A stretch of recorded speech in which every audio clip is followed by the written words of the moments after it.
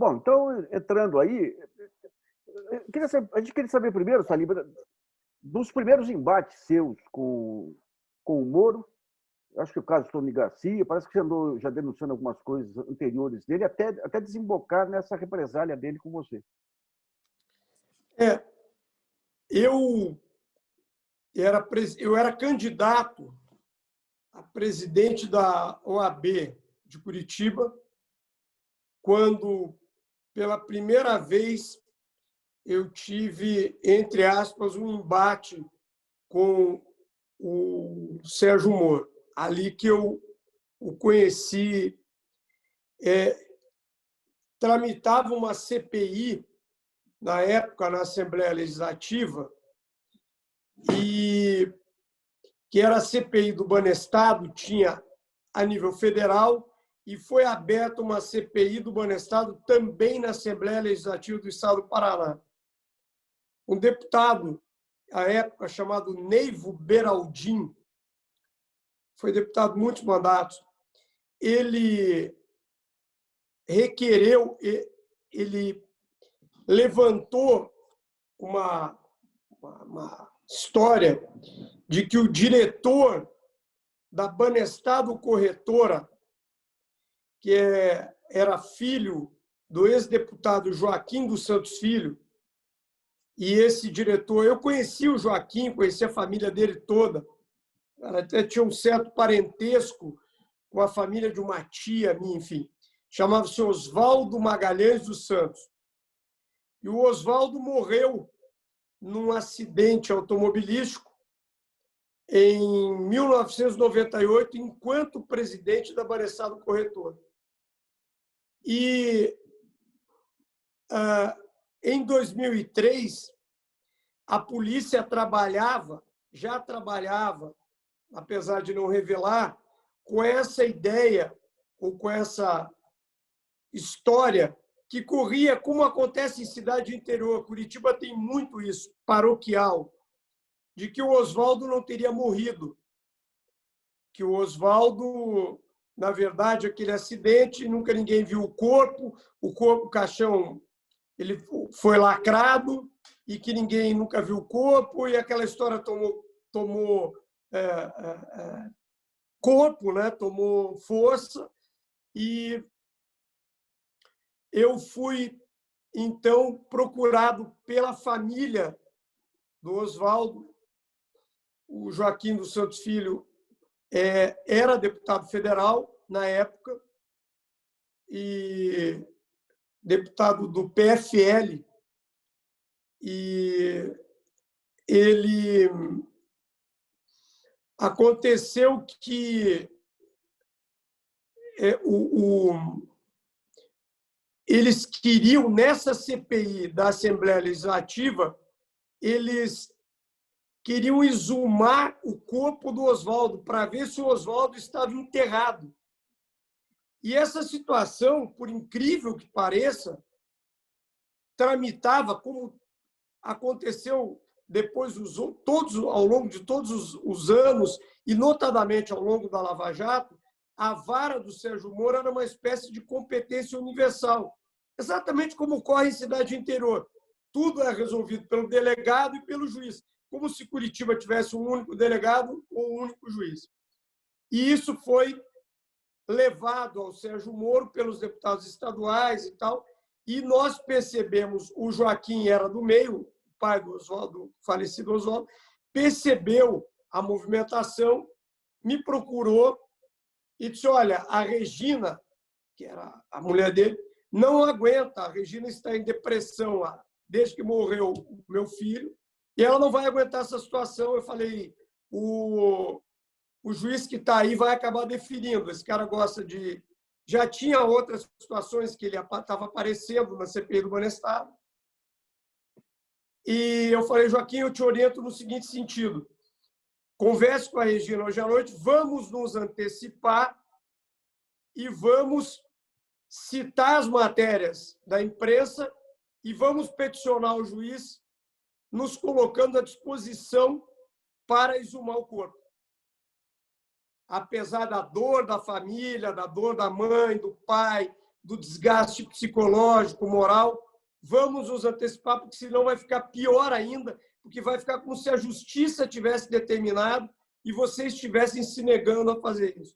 E ele concordou com a minha estratégia, eu me antecipei, peticionei, o Moro ficou fulo com aquilo, óbvio, porque ele não, a notícia inverteu, saiu por parte da família, a pai, a mãe e o filho. Ele tinha já um filho maior, de 21, o Oswaldo foi pai muito cedo, morreu novo de tudo, mas foi pai muito cedo. E, enfim, e aí o Moro não teve outra situação a fazer, a não ser, obviamente, concordar com aquilo, já que havia, e ele não poderia dizer que não. E aí nós fomos participar da exumação.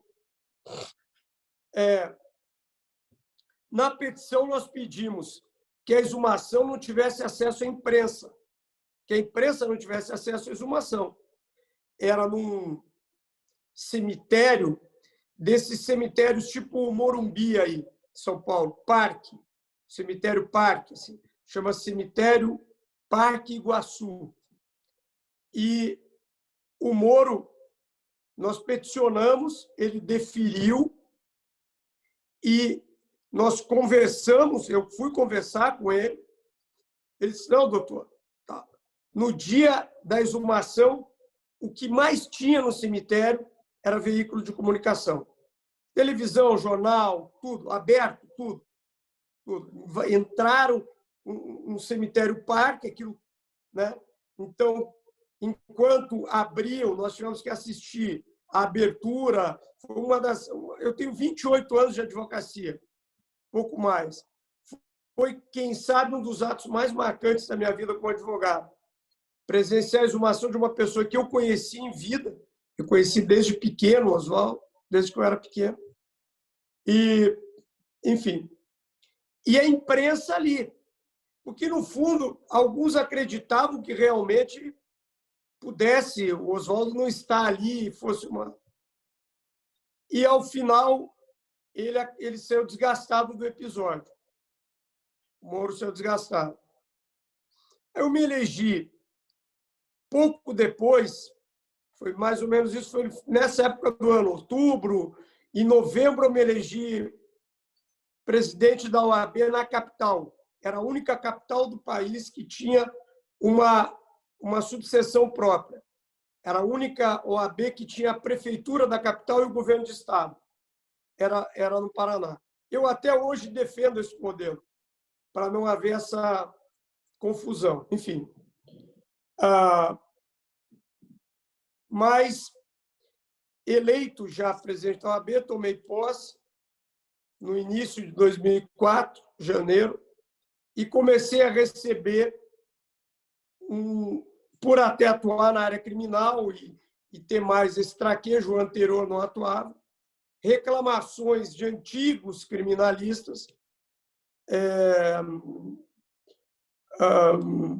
antigos criminalistas do Estado, que estavam encontrando muita dificuldade para acessar autos de inquérito, situação que era absolutamente normal. Eram advogados que eram advogados acostumados com um trâmite normal do processo penal em um Estado de Direito, numa cidade até então provinciana, continua provinciana, apesar de ter, supostamente, se imaginar que ela cresceu, ela continua provinciana.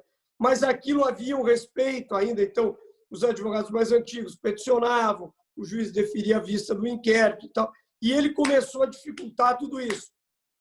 Dificultar e a fazer as primeiras operações, então, que o Paraná teve notícia. E foi aí que nós começamos, então, eu, enquanto presidente da OAB, a mandar expedientes, reclamando da postura, pedindo, enquanto presidente da OAB, vista dos autos pelo artigo 49 do Estatuto, acompanhando aquele advogado e tentando garantir e eram advogados conhecidos. Eu procurei, naquele momento, dar o respaldo aos criminalistas mais antigos e respeitados para que não acontecesse aquilo com os mais novos. E ele respondia com ofício para que eu justificasse. E a seccional do Paraná era presidida por um cara que tinha um perfil totalmente oposto ao meu, um cara que nunca precisou lutar na advocacia, cresceu com uma advocacia pronta na área comercial, civil, enfim, nunca enfrentou um embate com o juiz, com o desembargador, com nada. E aí, então, o Moro se apegou numa, entre aspas, aliança com a seccional do Estado, numa briga com a OAB de Curitiba. Foi um dos motivos do meu rompimento político com esse pessoal da seccional do Paraná. Eu não aceitava. Tanto que, até hoje, a seccional do Paraná, salvo raras exceções, quando o Breda foi presidente e tal, ainda tem uma relação muito boa com o Sérgio Moro. O Rodrigo Sanches Rios é secretário-geral da seccional da OAB do Paraná e ligadíssimo ao Moro. O senhor Rodrigo Sanches Rios, parênteses, quando eu era presidente da OAB, eu fui soltá-lo, preso por um juiz da 6ª Vara Criminal, doutor Orestes Gilai, por suposto desacato. Eu, pessoalmente, fui lá, dei voz de prisão para o juiz, uma confusão desgraçada. O cara saiu preso, soltamos o cara, enfim, só uma ilustração dessas coisas que as pessoas esquecem ao longo do tempo.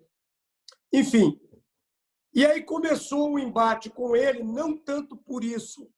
Isso era um lado, e o outro lado era a minha proximidade por advogar para pessoas que tinham destaque, não só no Estado, mas também destaque a nível nacional. Isso começou a chamar a atenção dele. As decisões que ele tomava em primeiro grau, nós tínhamos algum êxito no Tribunal Regional Federal da 4ª Região e reformávamos essas decisões. E a coisa começou a virar meio pessoal, não tanto comigo. Eu acho que não era uma situação tão diretamente comigo, mas com pessoas pessoas com quem eu me dava bem, me dou bem até hoje, e também alguns clientes que ele tinha interesse e intenção de atingir, dentre os quais o Tony Garcia. O Tony Garcia era um deles, quem sabe o principal que ele quisesse atingir, porque ele representava, o Tony Garcia, o suprassumo da alta sociedade curitibana. Genro do Ney Braga, ex-genro do Ney Braga, o cara que veio do interior de São Paulo, cresceu na sociedade curitibana, que era muito difícil, e é um cara muito sedutor, muito simpático, aquela coisa toda, como todo estelionatário.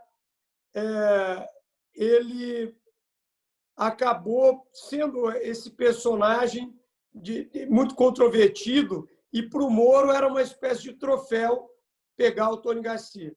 E eu era o advogado do Tony Garcia. Tanto advogava na situação lá, como advogava aqui no STJ. E a situação vai se agravando. Ao mesmo tempo, o meu escritório passa a patrocinar uma ação de resgate de debêntures emitidas pela Eletrobras, mas debêntures absolutamente verdadeiras, originais, e na nossa tese, na tese que me foi trazida e a qual nós abraçamos, não prescritas.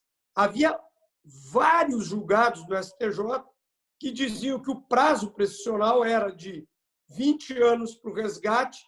Se a União não pagasse, ou a Eletrobras não pagasse, você ainda tinha 5 anos de prazo, teoricamente seriam 25.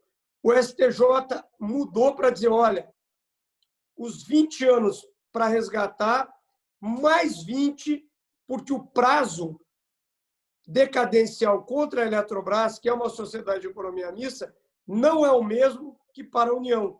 É o prazo de 20 anos que se aplica na prescrição vintenária do Código Civil. E essa jurisprudência era que estava se aplicando.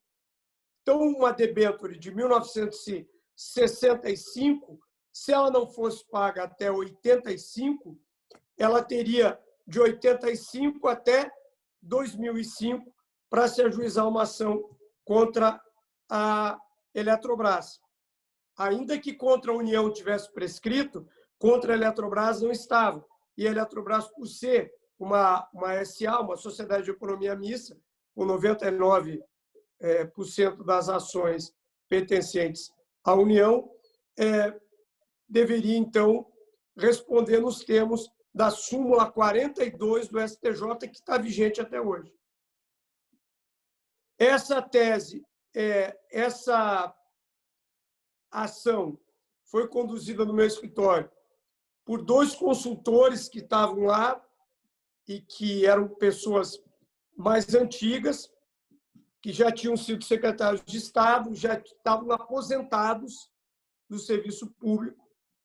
Eu não tinha tempo realmente para ver aquilo. Não era uma ação que houvesse um prolabore, uma contratação de pagamento imediato, era uma ação de médio ou longo prazo. E eu passei isso para eles.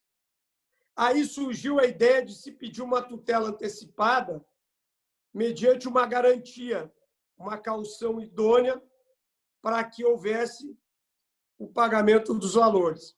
E aí, quem sabe ter sido um grande erro. Mas não havia crime naquilo. Nenhum. Nenhum. Absolutamente nenhum.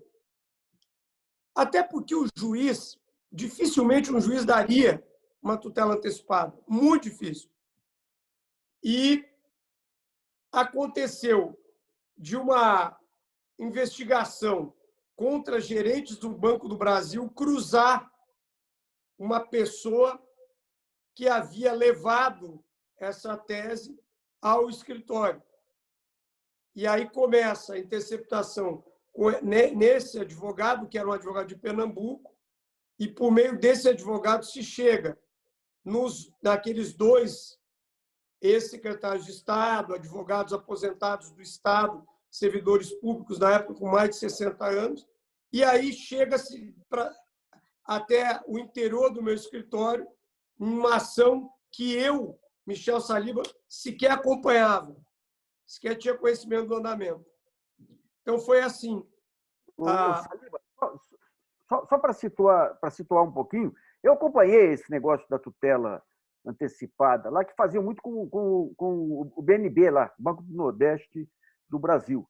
Agora, inclusive, eles tentaram fazer aqui em São Paulo, fazer uma tutela antecipada aqui no tribunal, que era uma maracutaia, lá com, inclusive, um neto do Arraes. Agora, no caso de vocês deram só o parecer para reconhecer a validade dos títulos. O que aconteceu é o seguinte: o professor de Direito Tributário, Hugo de Brito Machado,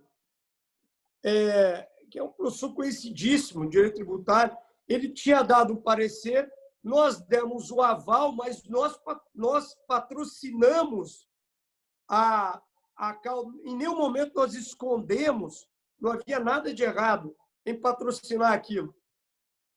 O máximo que nós ganharíamos era não tinha nenhum conluio com Eletrobras, com o Banco do Brasil, nada.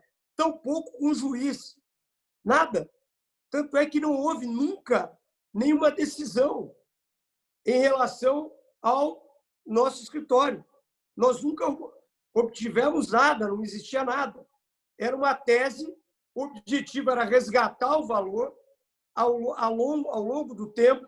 Se o juiz desse a tutela bem, se ele não desse, as ações seguiriam. Isso aí está parecendo o triplex do Lula, que não tem contrato, não tem venda, não tem nada, não tem crime. O caso de vocês não teve a liberação. Mas foi o que decidiu o Tribunal Regional da 4ª Região. Eu posso mandar para você o acordo e tal. Era o seguinte: a ação ela era proposta, o título era o portador. Então, eles diziam que o autor da ação era um laranja. porque essas debêntures, elas vinham, na verdade, de cooperativas de energia elétrica do Nordeste. Então, eu poderia colocar como autor da ação quem eu bem entendesse. Eu poderia ser o autor da ação, o verdadeiro, desde que declarado no imposto de renda. E eles diziam, olha, como é que pode o Nassif ser autor de uma ação com esses títulos e, 2 meses depois, a Cíntia ser autora de outra com os mesmos títulos? Ora, o título era o portador. Você, desde que declarado, e havia declaração para isso, mas não era o caso do nosso escritório. Nosso escritório atuou no aspecto técnico. E o Tribunal da Quarta Região, em Porto Alegre, disse exatamente isso, por unanimidade. É caso de atipicidade de conduta. Não há crime, nem sequer em tese de estelionato judiciário. Não se reconhece a figura do estelionato judiciário. Não se há como se induzir um juiz a erro, porque é uma tese que você expõe para ele. Ele defere ou indefere. Ponto. Foi isso. É igual ao triplex do Lula. Não havia nada, absolutamente nada. Nem mesmo, no nosso caso, risco de que essa decisão fosse sair. Nós nem com os títulos estávamos mais. Mesmo assim, ele decretou a prisão e renovou a prisão, né? E 40 dias depois, ele se deu por incompetente. Mas conta como é que foi o show da prisão aí, Salim. Foi uma operação que eu não me lembro o número ao certo de agentes, mas certamente tinha mais de 100 agentes. Foram 4 advogados presos e uma pessoa que trabalhava no meu escritório, que era meu braço direito e que foi meu cunhado muitos anos. Faleceu em janeiro de 2016.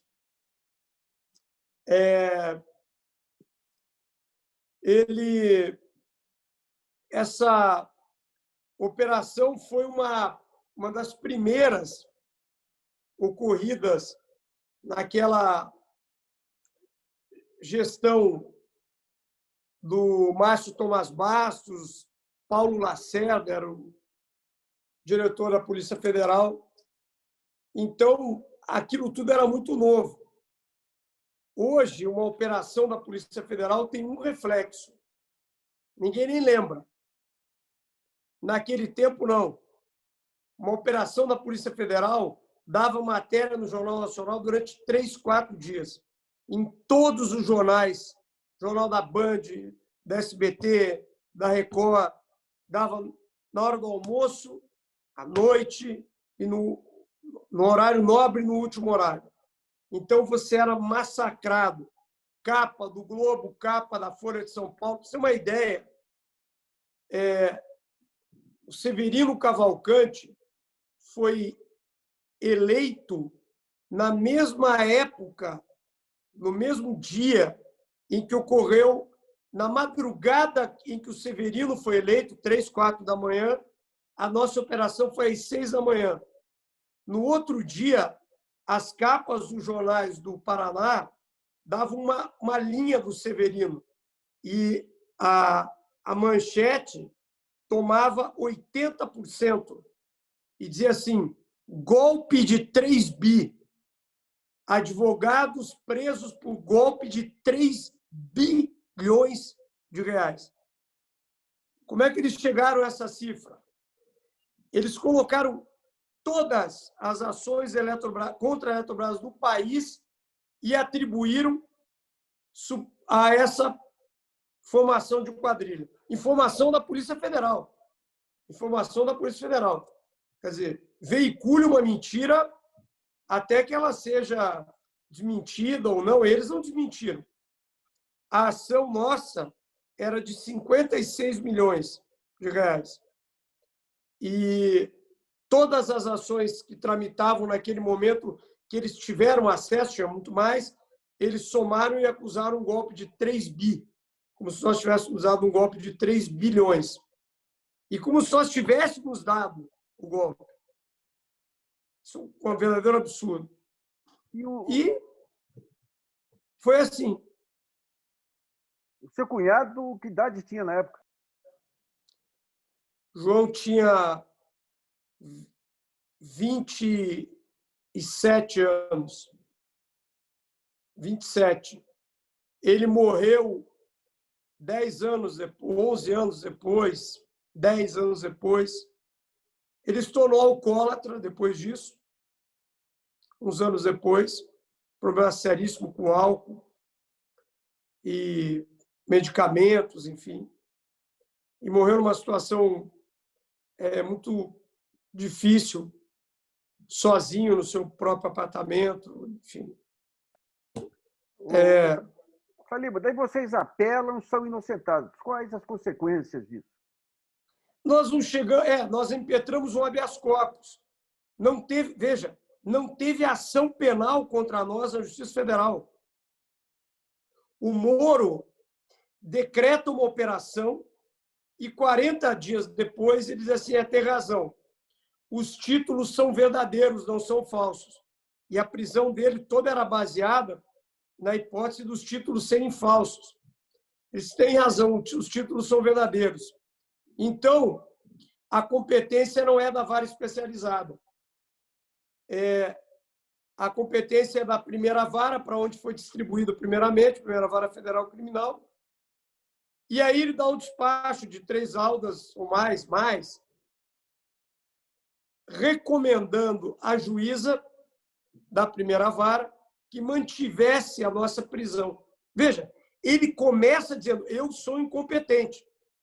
E aí ele, abaixo, diz assim, todavia, o caso é de extrema gravidade,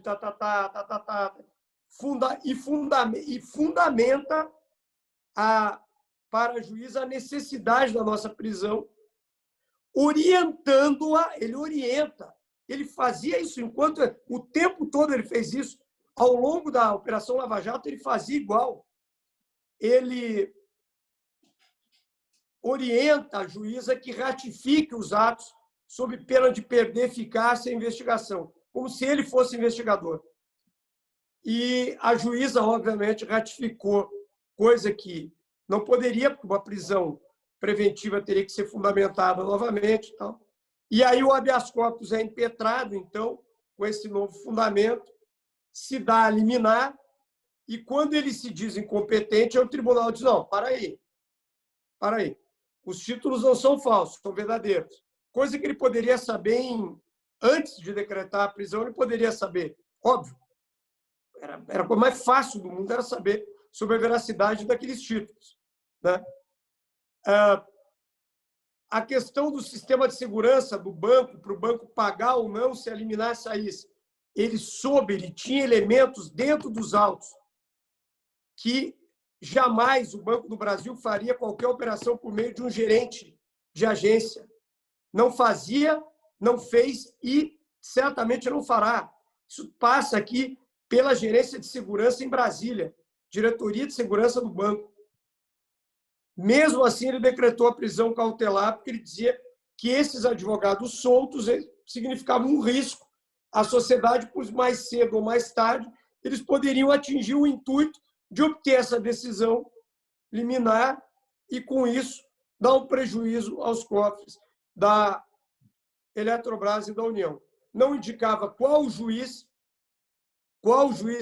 deu a decisão, não indicou qual juiz deu a decisão, não indicou qual decisão foi dada, não indicou nada. O que havia era a fumaça de uma fumaça de uma fumaça, e ele decretou a operação. Ô, Saliba, só para dando feedback para o que você falou, eu cobri esse negócio na época lá. O golpe não era através dos gerentes. O golpe era um desembargador que mandava liberar o dinheiro, a polícia entrava e abria os caixas, porque eletronicamente não tinha como fazer, porque o banco tinha sistema de defesa. Não, nesse mas Não, no o que eu nosso digo é caso... o outro modelo lá. Ah, sim. No nosso caso, não. A petição inicial pedia que houvesse a citação da Eletrobras, intimação para proceder o pagamento, tudo ao gerente do banco, à diretoria do Banco do Brasil, a tudo isso. Tudo isso era... Oi, Adeu. Tudo isso havia no nosso pedido absolutamente, tanto que o TRF reconheceu claramente a tipicidade da nossa conduta. Depois sobreveio uma ação pela Justiça Estadual. Veja que coisa maluca. Toda a operação se baseia contra uma sociedade de economia mista, que era a Eletrobras. O Moro disse que ele era competente para aquilo, porque era a Eletrobras. Quando a súmula 42 diz que a competência é da Justiça Comum, então da Justiça Estadual, no caso. Justiça Comum Estadual. O Banco do Brasil, que tem a mesma natureza jurídica que a Eletrobras, Sociedade de Economia Mista, quando tem o resquício das investigações sobre a corrupção aos gerentes de banco, que supostamente nos beneficiariam com a liberação de uma decisão que sequer existiu, aí eles remetem para a Justiça Estadual do Paraná e, pelo grau de repercussão, mas não foi só pelo grau de repercussão, eu não posso provar, mas nós temos sérias desconfianças de que houve um trabalho nesse sentido. O Ministério Público do Estado do Paraná oferece a denúncia e ela é recebida. Então, nós vamos responder 2 anos depois, 1 ano depois, a uma ação penal na Justiça Estadual do Paraná. E nós fomos absolvidos no mérito, em todas as instâncias. Fomos absolvidos por tudo. Saliba, só para o pessoal entender aqui, os leitores aí depois entenderem, o Moro qualificou os títulos de falsos para poder caracterizar crime contra o sistema financeiro e poder ir para a vara dele, foi isso? Exatamente, exatamente. Porque se ele pedisse a investigação sobre a veracidade dos títulos, ele sabia que era mais caro, era muito difícil uma debênture daquela ser falsa. E ele me conhecia. Eu tinha um dos maiores escritórios da cidade na época, já tinha escritório em Brasília, era um nome conhecido. Ele sabia que eu não iria me envolver jamais com um título falso.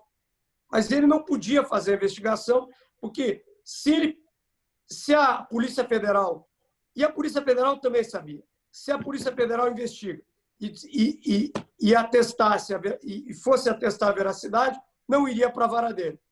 E certamente, não indo para a vara dele, não teria havido operação, sem dúvida nenhuma. Porque as razões que sempre o levaram a agir como juiz, na maioria das vezes, quando foram os holofotes e foi a questão política. Quem era a Polícia Federal nesse caso? Tinha um delegado específico, o senhor lembra? O atual superintendente da Polícia Federal do Paraná. Meu colega, meu contemporâneo de faculdade, inclusive, Omar Agimussi, Omar Gabriel Agimussi. Ele foi o delegado que chefiou a operação. O superintendente no Paraná era o Jaber, foi aí em São Paulo depois, Jaber Saad, alguma coisa assim, Patrício. O Saad foi que substituiu o Protógenes no Satyagraha lá? Isso, ele era o superintendente da Polícia Federal do Paraná na época. E o delegado que chefiou a operação era o Omar Agimussi. Saliba, pelo que nós conversamos outra vez, um dos motivos da perseguição do Moro contra você é o fato de você ter sido advogado ou do Tony ou do Bertoldo, uma coisa assim, né? Advogado do Tony Garcia, mas sempre tive uma ligação grande com o Roberto Bertoldo. As indicações técnicas da área criminal, que o escritório dele, porventura, que surgia, ele me indicava. Eu sempre tive uma boa relação, tenho até hoje, uma relação pessoal com o Roberto Bertoldo. E ele com o Moro viveram uma situação de um acirramento muito maior que comigo.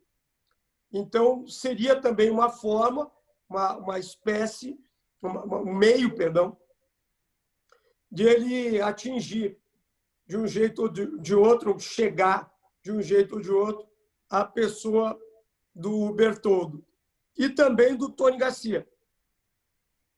Só que quando a minha operação ocorreu, aí que está, quando ele decreta a primeira vez a operação, o Tony Garcia ainda é meu cliente.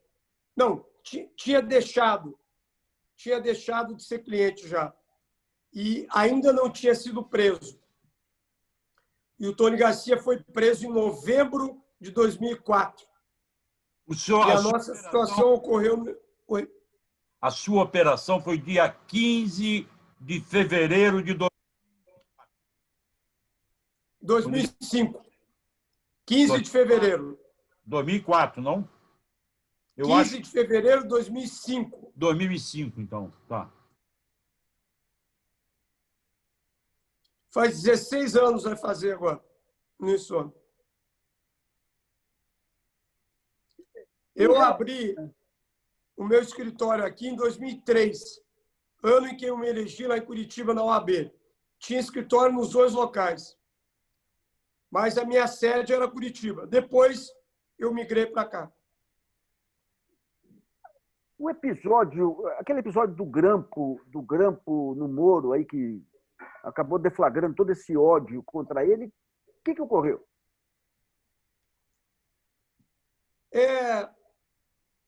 O Roberto Bertoldo me diz, até hoje, e eu tenho motivos para achar que ele está certo, que aquele grampo não foi encomendado por ele, Bertoldo. Eu acredito nele.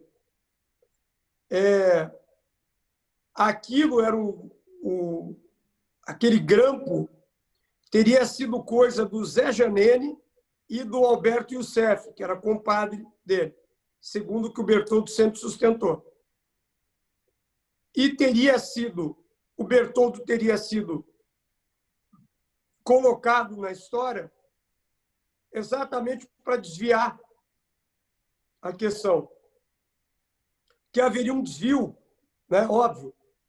Se o Bertoldo concorda ou aceita receber algum teor de gravação sobre a figura do Moro, o Janene e o Youssef, que, segundo o Bertoldo, teriam determinado isso, ficariam em segundo plano, porque a guerra era para o Bertoldo.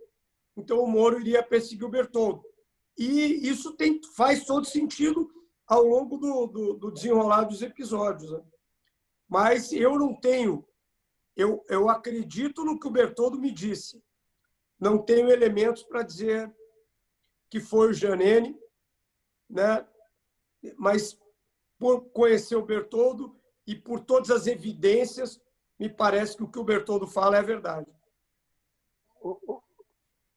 Saliba, depois que você estava em Brasília, você também foi alvo de uma tentativa de perseguição aí da Lava Jato, né? Como é que foi isso? Foi em 2015, já fazia mais de 10 anos do episódio, eu tinha feito a parte mais difícil da vida de um advogado, que é ressurgir das cinzas, porque o que você tem de mais caro enquanto advogado é teu conceito. Então, o meu escritório, depois daquilo, naturalmente sofreu muito.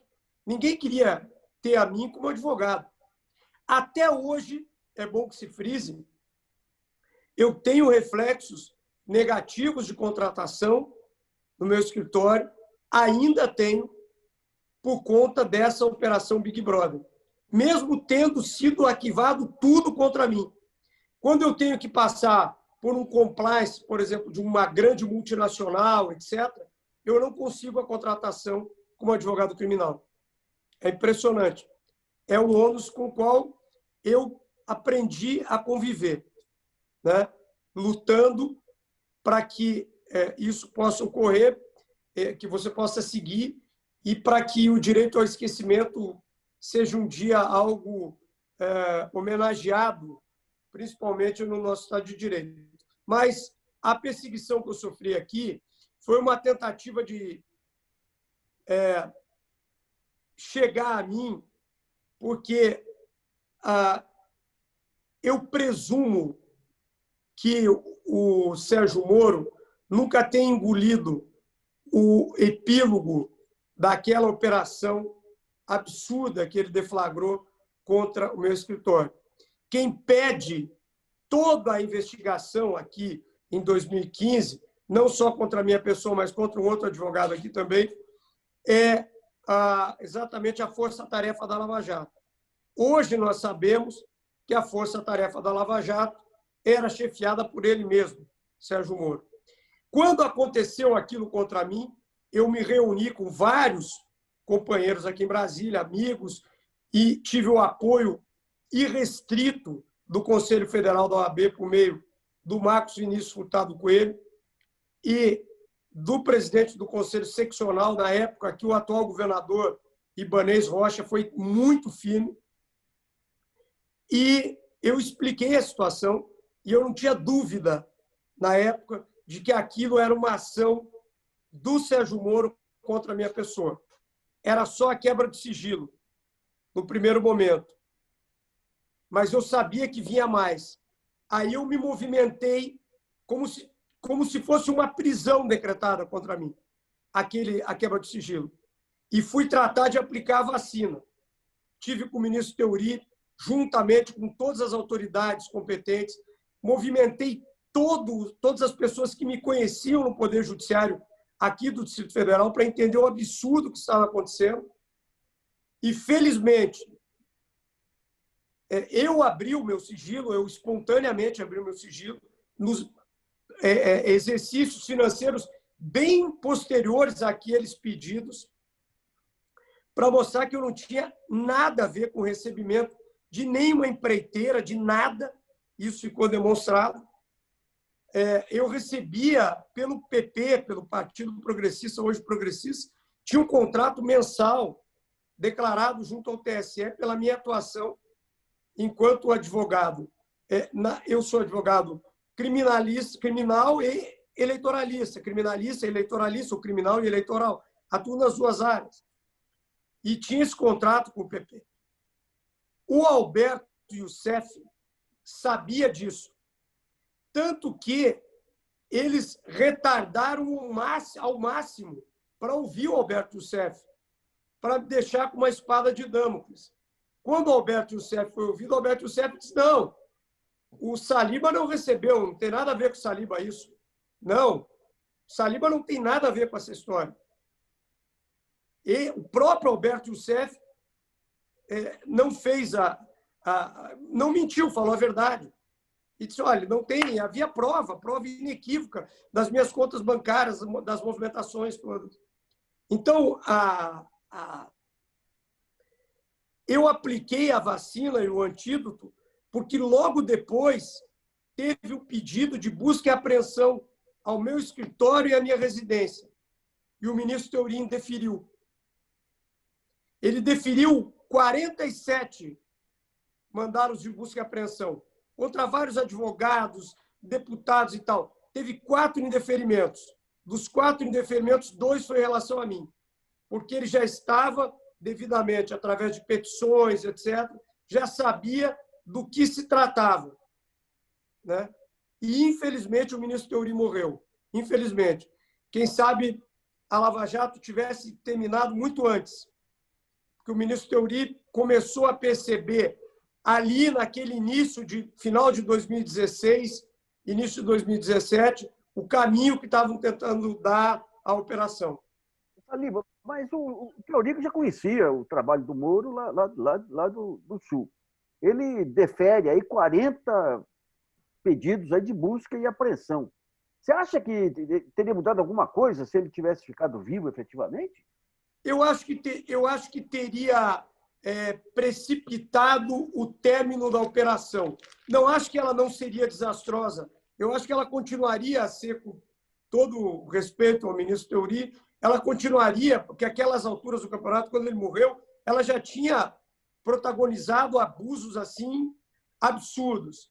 Mas eu penso que, por exemplo, em relação à própria situação do ex-presidente Lula, eu tenho para mim que o olhar poderia ser outro. O ministro Teori, ele tinha uma sensibilidade e capaz de, a longo prazo, perceber que a situação não parava em pé, ou não parava de pé. Quando ele começou a perceber isso, houve a tragédia do acidente dele. Claro, eu não vejo na atuação do ministro Teori, no caso da Lava Jato, uma atuação que eu considere das mais acertadas. Eu acho que ele errou principalmente quando ele voltou atrás daquela decisão da reclamação, porque a competência nunca foi, jamais foi, do Sérgio Moro. Quando ele volta ali, foi o maior erro, o divisor de águas, em junho, final de junho de 2014. Ali a Lava Jato faz o divisor de águas. Naquele momento. Você pode contar em mais detalhes esse episódio? Eu queria saber, o senhor conheceu o parecer do procurador José Soares, que dizia que não era. Caiu a Só câmera. porque eu vou ter que recusar aqui, porque eu recebi uma ligação. Desculpe. O procurador José Soares tinha essa tese de que Curitiba não era o foro. Ele deu esse parecer em 30 de janeiro de 2014. Depois saiu do... Sim. Eu não sei se você conhece a história. Sim. Na verdade, não há coincidência de que o Alberto Youssef ele foi pego porque o rompimento dos termos da delação dele do Banestado ocorreram e que estava de olho a 13ª Vara Federal, o Moro, estava de olho no Alberto Youssef. Não. Na minha opinião, essa é a minha opinião,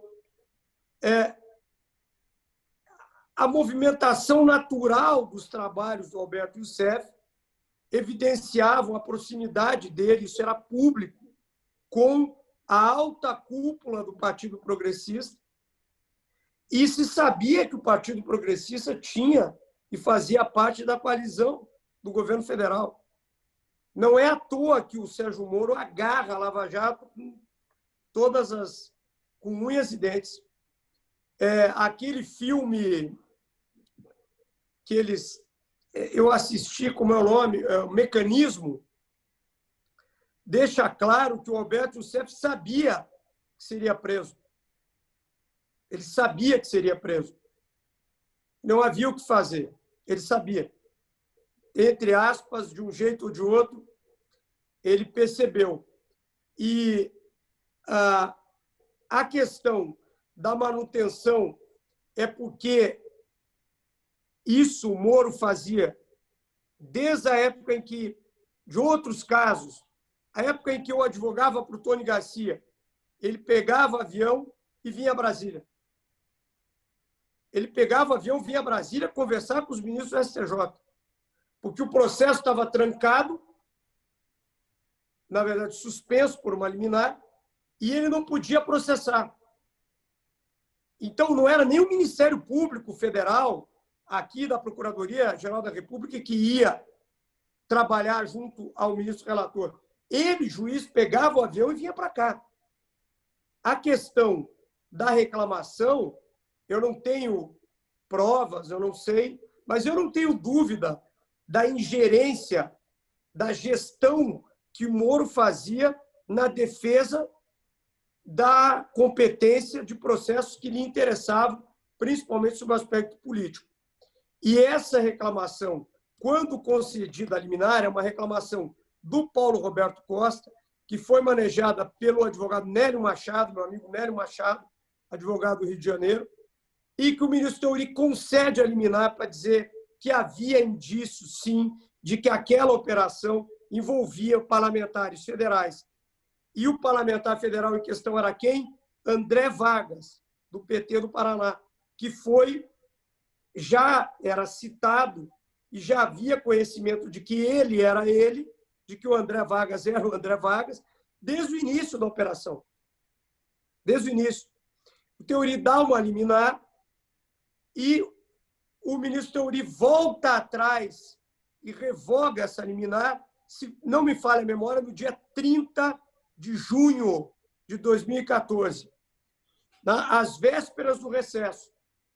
E o Moro, esponte própria, presta as informações à reclamação, atravessa, quando ele tem notícia da liminar, ele atravessa e coloca essas informações, podem ser acessadas, esse expediente, que havia suspeita de um esquema, inclusive, de lavagem do dinheiro do tráfico internacional de drogas. E aí, com isso, ele assusta o Teori.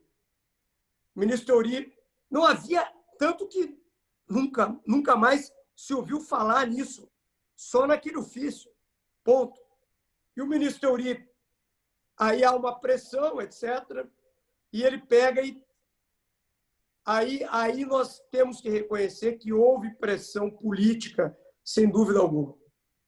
Né? Porque era ano eleitoral, dia 5 de julho era a data do registro de candidatura, na época, e a Lava Jato se prestaria, e é inegável, aqui ninguém vai negar, a ligação do senhor Sérgio Moro com o Partido da Social Democracia Brasileira. Isso é uma coisa mais que evidente. As imagens falam por si, o grau de intimidade dele com o Dória, com o Aécio, enfim, isso é evidente. E aquilo era uma estratégia de alavancar de uma candidatura do PSDB, sangrar ao máximo a corrida presidencial, sangrar ao máximo o governo, que era então capitaneado por Dilma Rousseff, candidata à reeleição. E a estratégia deu certo até um determinado ponto, mas no segundo turno, o presidente Lula entra na campanha para valer no segundo turno e reverte mais uma eleição decidida no Photoshop, sendo que era uma eleição que poderia ter sido mais tranquila. Né? E essa decisão do ministro Teori é o grande divisor de águas da Lava Jato, sem dúvida nenhuma. A Lava Jato só existiu, a Lava Jato era uma, de março a 30 de junho de 2014, e é outra a partir de 30 de junho, quando se iniciam as delações. Notadamente, quando o Youssef e o Paulo Roberto perceberam que a competência ficaria em Curitiba, aí começam as delações absolutamente desencontradas, e, enfim. Eita vida.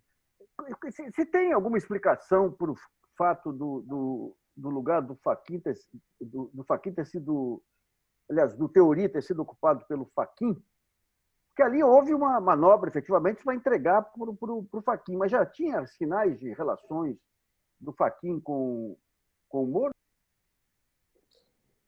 Eu vou me abster de responder essa pergunta porque eu sou advogado militante no STF e eu não posso... Eu sei que o ministro Fachin conhecia já o Sérgio Moro de Curitiba, né? Como eu conhecia, enfim, era uma situação anterior. Mas não me parece, até porque na época da nomeação, a presidente era presidente Dilma, o ministro Fachin parecia ser alguém, ou demonstrou pelo seu currículo ser alguém alinhado aquilo que o governo esperava de um ministro do Supremo.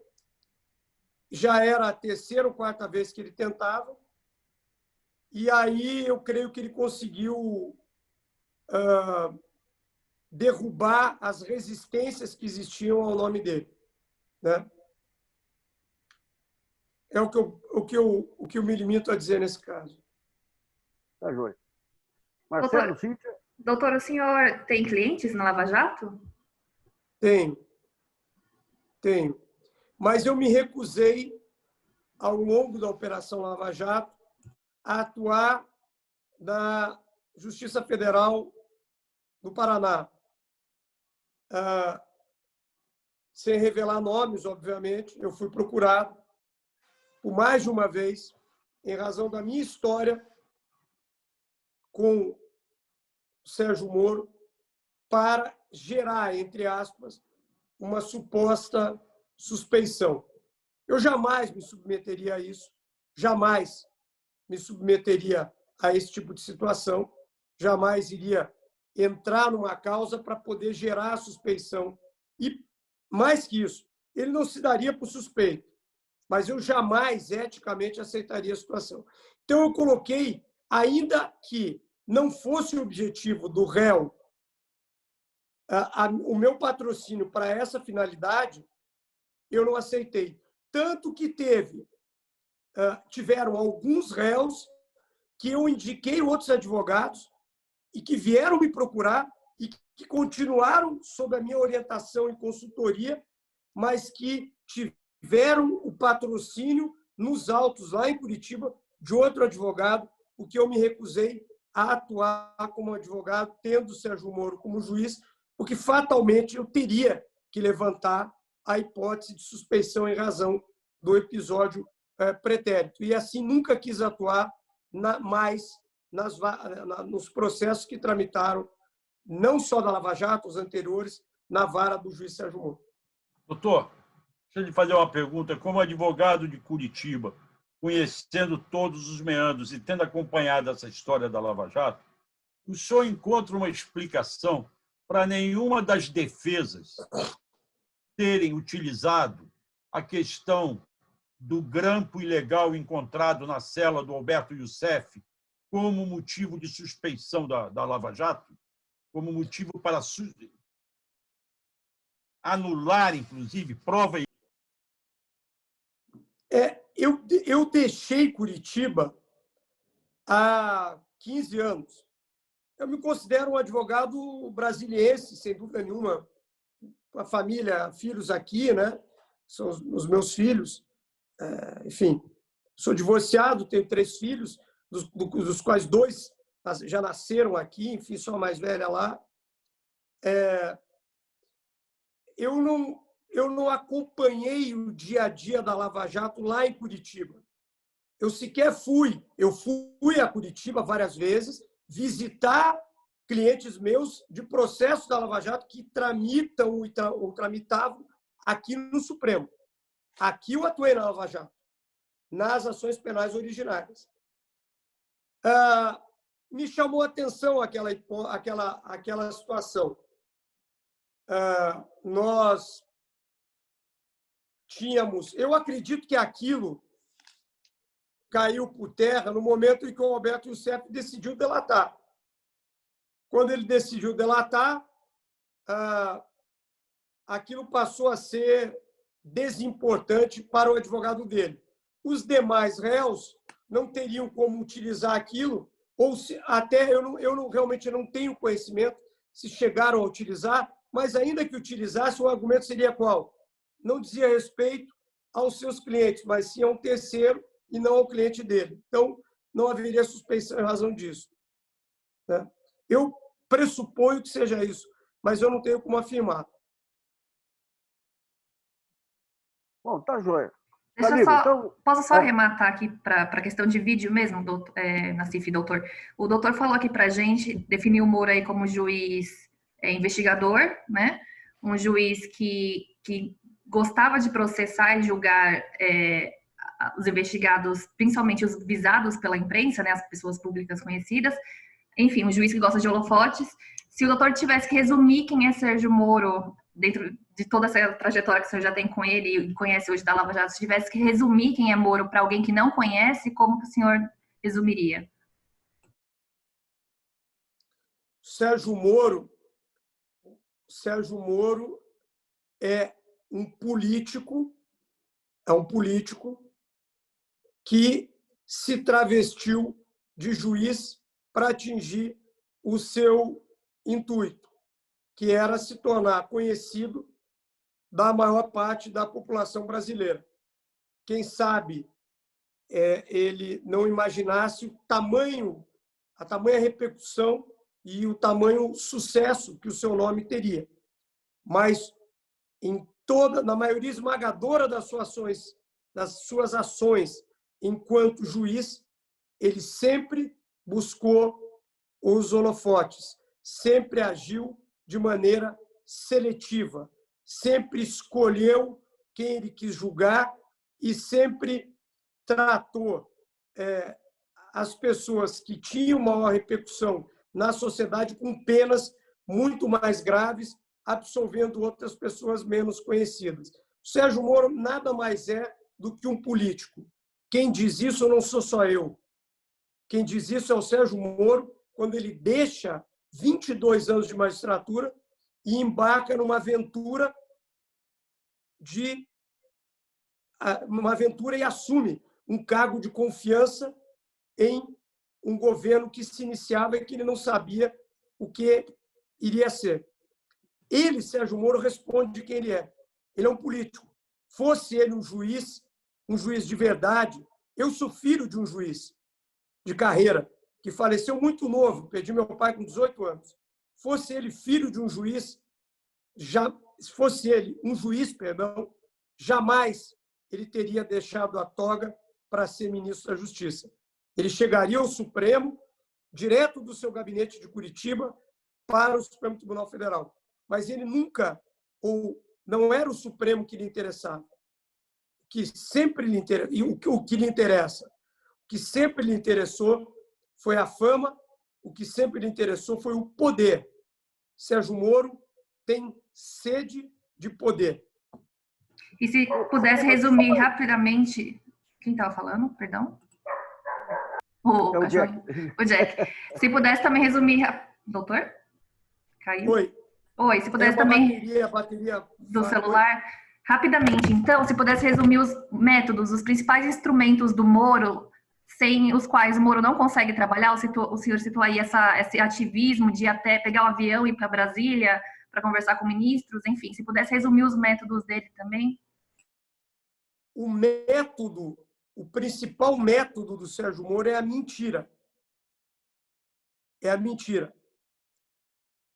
Ele deve ter lido muito Goebbels, algo sobre o Goebbels, a história dos reflexos de Goebbels, porque ele pegar o avião, vir para cá e defender a causa e falar a verdade é uma coisa, mas ele, a lei do recupero, o que é ruim a gente esconde, o que é bom a gente fatura.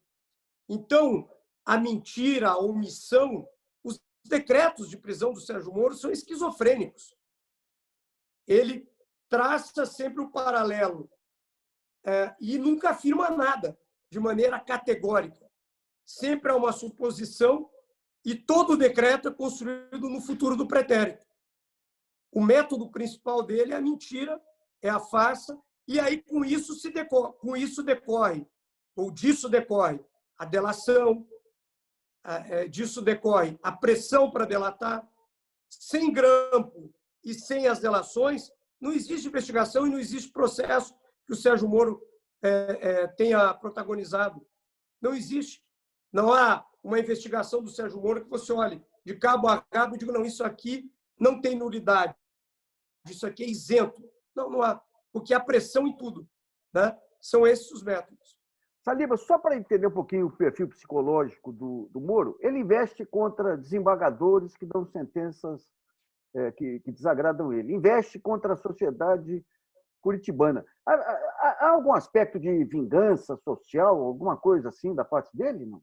Não, não creio. Eu não conheço, eu não tenho com ele nenhuma intimidade, o conheço muito pouco, mas ao longo de todos esses anos, uma pessoa que é responsável pelo maior trauma da minha vida, né? Sem dúvida nenhuma. Você passar pelo que eu tinha uma filha de 2 anos na época, é uma coisa horrível. São danos que nunca mais você recupera. Eles marcam profundamente. Para quem é bandido, para quem é criminoso, esse tipo de coisa não tem problema, não há alteração. Mas para quem é uma pessoa de bem, que luta, trabalha e que sabe que não cometeu aquilo, isso causa marcas profundas. Voltando à tua pergunta, Nassif, me desculpe. Eu não acredito nessa vingança social do Sérgio Moro, muito pelo contrário. Tudo isso faz parte de um clichê, é o que eu vejo, né? A maneira como eu interpreto. Faz parte de um clichê de alguém que tem interesse pelo poder.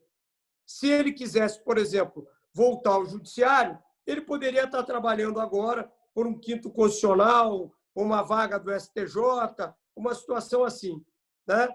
Ou até mesmo por tentar compor uma vaga do Supremo, um mandato. Mas não, não. O que está em mente na cabeça de Sérgio Moro é a carreira política. Não tem nada de... Pelo contrário, quem tem alguma revolta social, age de outra maneira. Age de outra maneira. Bom, é isso aí, então. Saliba, obrigado, então, pelo seu depoimento. Muito obrigado, doutor Saliba. Prazer conhecê-lo. Obrigado, Nassif. Obrigado, Marcelo. Obrigado, Cíntia. Obrigada, doutor. Tenho lido o Marcelo e o Nassif sempre. O Marcelo me manda por WhatsApp. Gosto muito do material. Quero aqui eu nem sabia. O Nassif eu parabenizo sempre. O senhor está no meu WhatsApp? Você me manda sempre. Eu não sabia. Vou ver isso. Ô, Marcelo, tem que pedir licença. Peraí. Hein? Desde a matéria do Nelson Meura, que você fez muito bem. Não, Nassif, eu não peço licença, não. Eu mando para todos. São 1.200 mensagens. Continue mandando. Tá certo. Tá joia, eu não me lembrava que nós já tínhamos conversado. Não me lembrava que nós... Já sim. Prazer revê-lo, então. Um grande abraço. À sua disposição. Obrigado. Obrigado. Tchau, tchau.